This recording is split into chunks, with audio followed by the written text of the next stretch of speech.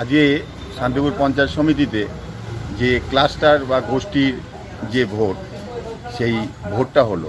এর আগে কোনোদিনই এইভাবে নির্বাচিত মাধ্যমে ভোট হতো না।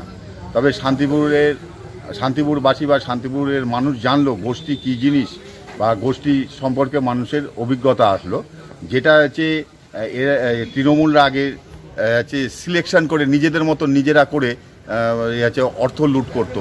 সেটা আজকে প্রকাশ্যে চলে আসলো যে সেখানে কোনো অর্থ তছরূপ করতে পারবে না।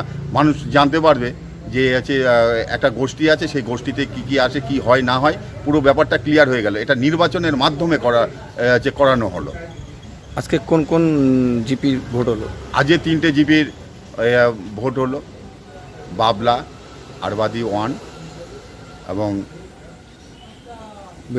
বেলঘড়িয়া 1। এই তিনটেতে ভোট হলো। এর আগে আচ্ছা, বিজেপির পক্ষ থেকে যে সমস্ত প্রার্থীগুলো দেওয়া হয়েছিল অধিকাংশই জিতেছে।